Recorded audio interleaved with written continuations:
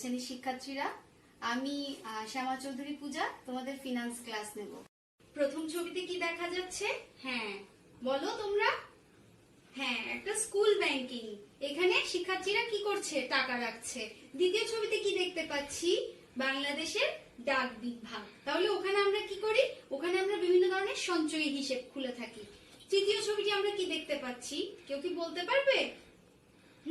ঠিক বলেছো, বৈদেশিক বিনিময় সঞ্চয়ী হিসাব। ওখানে আমরা বিদেশ থেকে যদি কোনো টাকা পয়সা আসে, আমরা ওগুলোই ওখানে আসে, এবার আমরা ওখান থেকে টাকাটা কি আমাদের দেশীয় টাকায় রূপান্তর করে আমরা ব্যবহার করতে পারি। চতুর্থ ছবিটাতে আমরা কি দেখতে পাচ্ছি? হ্যাঁ, ওখানে পেনশন স্কিম হিসাব। পেনশন স্কিম হিসাব বলতে কি বোঝায়? আমরা অনেক সময় এককালীন টাকা পাওয়ার জন্য আমরা মাসিক বা বাৎসরিক হিসেবে কিছু টাকা জমাই, যাতে অনেক বছর পর গিয়ে আমরা সেটা ব্যাক পেতে পারি। এটাই হচ্ছে আমাদের পেনশন স্কিম হিসাব। এর পরবর্তীতে আমরা কি দেখতে পাচ্ছি? ঋণ আমানত হিসাব। ঋণ আমানত হিসাব কেমন? মনে করো অনেক ব্যবসায়ীর কাছে বর্তমানে টাকা নাও থাকতে পারে, তখন আমরা কি করতে পারি? তখন আমরা ব্যাংকের মাধ্যমে ঋণ নিয়ে ওই ঋণ আমরা আমানতের বিপরীতে, আমাদের ব্যাংকে টাকা থাকলে তার আমানতের বিপরীতে আমরা ঋণ নিয়ে অন্য কোনো কাজে আমরা তা ব্যবহার করতে পারি। শেষ ছবিতে আমরা কি দেখতে পাচ্ছি? রেমিটেন্স ফরেন কারেন্সি ডিপোজিট হিসাব। ওখানে আমরা কি করি? আমরা মনে করো অনেকে আছে বৈদেশিক কাজের জন্য দেশে বিদেশে যাওয়া আসা করতে হয়। এ ধরনের ব্যাংক ডিপোজিট গুলো আমাদেরকে বিভিন্ন সময় সুযোগ দিয়ে থাকে এবং বিভিন্ন স্কিম দিয়ে থাকে। ওই স্কিমের বিপরীতে আমরা কি করতে পারি? যাওয়া আসা করতে পারি, এতে আমাদের অনেক লাভ হয়। এই ছবিতে আমরা কি দেখতে পাচ্ছি? এখানে প্রথমে আমাদের ব্যাংক হিসেবে আমাদের টাকা ক্রেডিট করছে, এর পরবর্তীতে ব্যাংকের একটা চেক দেখতে পাচ্ছি এবং আমানত দেখতে পাচ্ছি বা টাকা দেখতে পাচ্ছি। তাহলে দেখি বলো তো, ব্যাংক আমাদের অর্থ কি ভেবে জমা রাখে? পারবে তোমরা?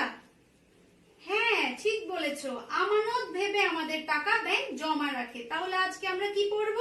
ব্যাংক আমানত। সবাই খাতায় লিখে নি, সবাই নিজ নিজ খাতায় লিখে নি। সবাই শিরোনামটি লিখেছো? আসো এবার আমরা তাহলে জানবো বাংলাদেশের ব্যাংক সমূহ সম্পর্কে। তাহলে বাংলাদেশে কেন্দ্রীয় ব্যাংক কয়টি? একটি। এবং বাংলাদেশের কেন্দ্রীয় ব্যাংকের নাম কি? বাংলাদেশ ব্যাংক। দ্বিতীয়ত কি? রাষ্ট্রায়ত্ত বাণিজ্যিক ব্যাংক। বাংলাদেশের রাষ্ট্রায়ত্ত বাণিজ্যিক ব্যাংক কয়টি? 6টি। এবং ব্যক্তি মালিকানাধীন ব্যাংকের মধ্যে সাধারণ ব্যাংক 31টি, ইসলামী ব্যাংক 10টি, ইসলামী ব্যাংক শাখা 13টি এবং বিদেশি ব্যাংক 9টি। এগুলো সবাই তোমরা খাতায় তুলে রাখো। বিশেষায়িত ব্যাংক কয়টি? 5টি, অতালিকাভুক্ত ব্যাংক 5টি এবং ভূমি উন্নয়ন ব্যাংক 1টি। সবাই লিখেছো? এবারে আমরা জানবো ব্যাংক আমানতের উদ্দেশ্য ও গুরুত্ব। কেন ব্যাংক আমাদের অর্থ আমানত হিসেবে রেখে আমাদের কি কি সুযোগ সুবিধা দিয়ে থাকে এবং ব্যাংকের কি লাভ তাতে, এবং আর্থসামাজিক ভাবে অর্থনৈতিক উন্নয়নে ব্যাংক কি ভূমিকা রাখছে, আমরা সেই উদ্দেশ্য সম্পর্কে জানবো। এবার আসো গ্রাহকের ক্ষেত্রে। গ্রাহক বলতে কি বুঝি? হ্যাঁ, ব্যাংকের কাছে আমরা কি গ্রাহক। যেহেতু ব্যাংকের থেকে আমরা সেবা নিচ্ছি, তাই আমরা ব্যাংকের কাছে গ্রাহক। তাহলে গ্রাহকের ক্ষেত্রে প্রথমে কি? অর্থের নিরাপত্তা। অর্থের নিরাপত্তা বলতে আমরা কি বুঝি? ব্যাংক আমাদের অর্থের নিরাপত্তা দিচ্ছে। আমাদের ঘরে থাকলে অর্থ চুরি হওয়ার সম্ভাবনা থাকতো, ব্যাংকে টাকা রাখার ফলে আমাদের সেই সম্ভাবনা আর থাকে না। ব্যবসায়িক লেনদেন, বিভিন্ন ধরনের ব্যবসায়িক লেনদেন, যেমন বিভিন্ন ধরনের এলসি বা বিভিন্ন ধরনের লেনদেনের ক্ষেত্রে আমাদের কি ব্যাংকের সহায়তায় আমরা খুব সহজে তা করতে পারি। ঋণের সুবিধা, ব্যাংক থেকে আমরা অনেক সময় আমানতের বিপরীতে ঋণের সুবিধা পেয়ে থাকি। এরপর কি? ঝুঁকিহীন বিনিয়োগ। ঝুঁকিহীন বিনিয়োগ বলতে আমরা অনেক সময় শেয়ার বাজারে টাকা ইনভেস্ট করি, কিন্তু তাতে কি ঝুঁকি থাকে, কিন্তু ব্যাংকে যখন আমরা টাকাগুলো রাখি তার বিপরীতে আমরা স্বল্প হারে সুদ পেয়ে থাকি, ঠিক, কিন্তু আমাদের টাকার কোনো ঝুঁকি থাকে না। তাহলে তাই আমরা বুঝছি এটা ঝুঁকিহীন বিনিয়োগ। সেবা অর্জন।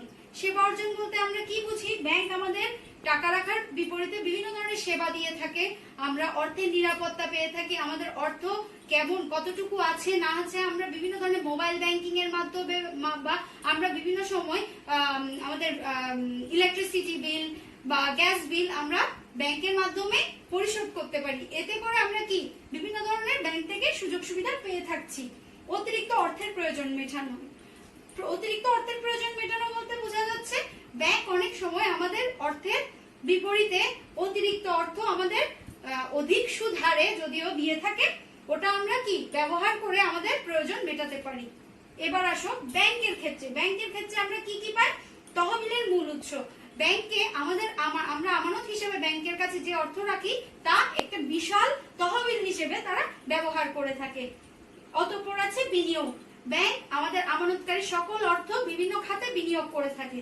তারপর কি বৈদেশিক বিনিয়োগ, এমনকি বৈদেশিক কোনো খাতে আমাদের অর্থ ব্যাংক ব্যবসায়ী ক্ষেত্রে বা মুনাফা অর্জনের ক্ষেত্রে বিনিয়োগ করে থাকে। অর্থনৈতিক উন্নয়নের ক্ষেত্রে উদ্দেশ্য, অর্থনৈতিক উন্নয়নের ক্ষেত্রে কি সঞ্চয় প্রবণতা সৃষ্টি করে। যেমন তোমরা ছোট ছোট বাচ্চারা কি স্কুল ব্যাংকিং এর মাধ্যমে সঞ্চয়ের মনোভাব সৃষ্টি হয়, তেমনি আমাদের সকলের সঞ্চয়ের মনোভাব সৃষ্টি হয়। এর ফলে দেশের আর্থিকভাবে আমরা উন্নয়নের পথে এগিয়ে যেতে পারি। পুঁজি ও মূলধন গঠন। পুঁজি ও মূলধন গঠন বলতে আমরা কি বুঝি? আমাদের সবার ব্যাংকে টাকা জমার ফলে আমাদের ব্যাংকের টাকা দিয়ে আমরা একটা বড় মূলধন সৃষ্টি হচ্ছে এবং ওটা আমাদের বিভিন্ন খাতে ব্যবহার করতে পারছে সরকার। বিনিয়োগ বা উৎপাদন, বড় ধরনের ইন্ডাস্ট্রিতে আমরা এই অর্থ কি বিনিয়োগ করতে পারি। আন্তর্জাতিক বাণিজ্য। আন্তর্জাতিক বাণিজ্য বলতে দেশের বাইরে ব্যবসায়িক ক্ষেত্রে, আমদানি রপ্তানির ক্ষেত্রে আমরা এই অর্থ ব্যবহার করতে পারি। এবং কর্মসংস্থান সৃষ্টি।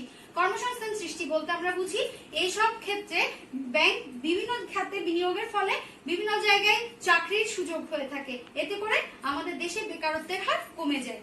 বুঝেছো সব তোমরা? আসো আমরা তাহলে ব্যাংক হিসাবগুলো সম্পর্কে জেনে নিই।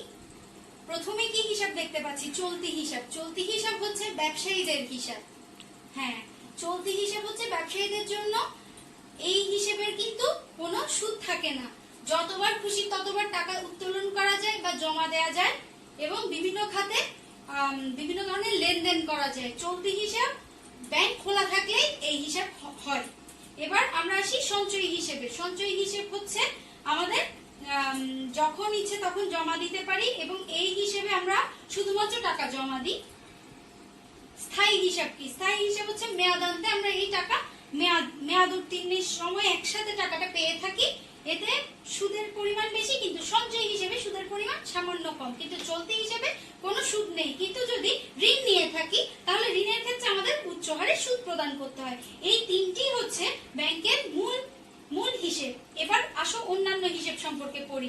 অন্যান্য হিসেবগুলোর মধ্যে কি কি আছে? স্কুল সঞ্চয় হিসেব, তোমাদেরকে আগেই বলেছি একেবারে স্কুল লেভেল থেকে ইউনিভার্সিটি লেভেল পর্যন্ত স্টুডেন্টরা স্কুল সঞ্চয় হিসেব খুলতে পারে।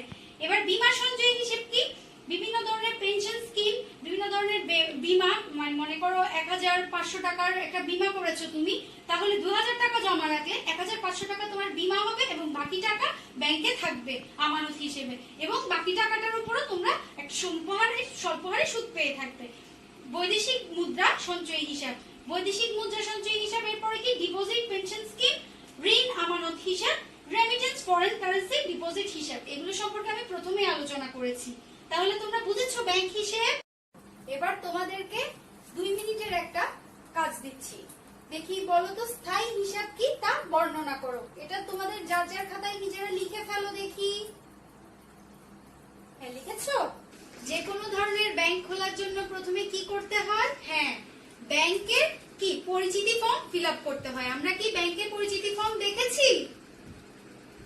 হ্যাঁ, দেখা হলে এবার আসো আমরা ব্যাংক হিসেব খোলার পরিচিতি ফর্মে কি কি তথ্য আমাদের দিতে হয় সেটা সম্পর্কে জানি। প্রথমে কি গ্রাহকের নাম লিখতে হয়, তারপর জাতীয় পরিচয়পত্রের পুরো বর্ণনা দিতে হয়, গ্রাহকের ছবি দিতে হয়, নমিনি স্বাক্ষর দিতে হয়, আমানতের পরিমাণ অর্থাৎ আমি মাসিক কত টাকা জমা করছি বা বাৎসরিক কত টাকা জমা করছি ওই পরিমাণটা দিতে হয়, বর্তমান ঠিকানা দিতে হবে, স্থায়ী ঠিকানা দিতে হবে, কর্মস্থলের নাম দিতে হবে। আমরা যদি কোথাও কর্মরত থাকি তাহলে কোথায় কর্মরত সেটার ঠিকানায় দিতে হবে, তারপর ফোন নাম্বার দিতে হবে এবং অর্থের উৎস কোথা থেকে সেটা দিতে হবে, এবং স্থায়ী আমানতের পরিমাণ অর্থাৎ কি পরিমাণ আমানত আমরা বা সঞ্চয় আমরা করছি সেটা বিবরণে উল্লেখ করতে হবে, এবং যদি কোনো নমিনি থাকে নমিনির নাম ঠিকানা সবকিছুই আমাদের পূরণ করতে হবে। তাহলে আমরা জেনেছি ব্যাংক হিসাব খোলার পদ্ধতি। এবার আসো ব্যাংক হিসাব খোলার বিবেচ্য বিষয়গুলো, অর্থাৎ ব্যাংকে আমরা হিসাব খুলবো কি খুলবো না তার জন্য আমাদের কি কি বিষয় বিবেচনা করতে হবে আমরা তাই জানি। প্রথমে কি ব্যাংকের অবস্থান, অর্থাৎ আমাদের বাড়ি থেকে ব্যাংকের অবস্থান কতটুকু আমাদের সেটা বিবেচনা করতে হবে। তারপর কি দেখব, দক্ষতা, ব্যাংকের কার্যক্রম কেমন, কতটুকু সুপারফাস্ট ব্যাংকিং সুবিধা আমাদেরকে দিচ্ছে আমাদের ওটা দেখতে হবে।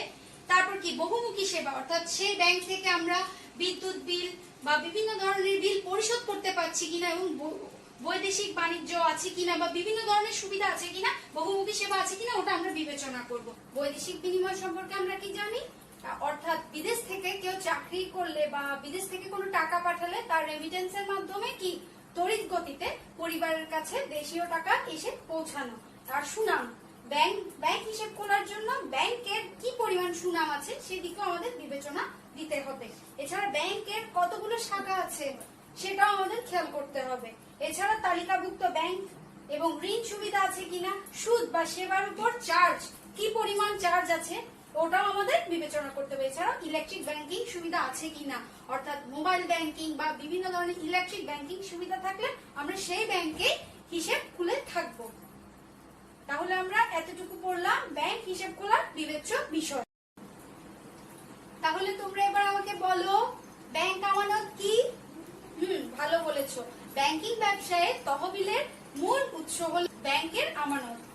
তাহলে ব্যাংক আমানত কি? ব্যাংক আমানত আমরা বিভিন্ন ভাবে সংগ্রহ করতে পারি, স্থায়ী হিসেবের মাধ্যমে, সঞ্চয় হিসেবের মাধ্যমে এবং কি চলতি হিসেবের মাধ্যমে। এবার দেখি বলো ব্যাংকের গ্রাহককে।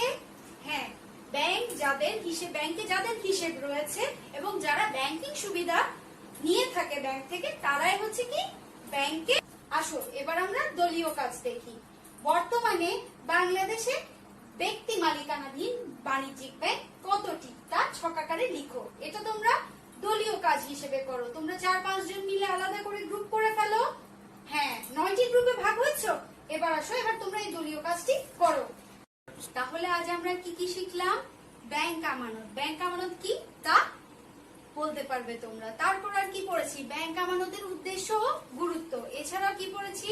ব্যাংকের হিসাবের বিভিন্ন প্রকারভেদ আর ব্যাংক হিসাব খোলার বিভিন্ন বিবেচ্য বিষয়গুলো। ঠিক আছে,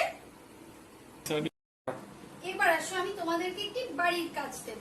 বাড়ির কাজটি কি হবে? ব্যাংক আমানত সৃষ্টিকারী প্রতিষ্ঠান উক্তিটি মূল্যায়ন করো। এছাড়াও আরেকটা কাজ দিচ্ছি, তুমি কোন ব্যাংকে হিসেব খুলবে তোমার মতামতের পক্ষে যৌক্তিক আলোচনা করো। তাহলে আজ এই পর্যন্ত। ধন্যবাদ শিক্ষার্থীরা, তোমরা বাড়ির কাজটি করে আনবে। বিদায়।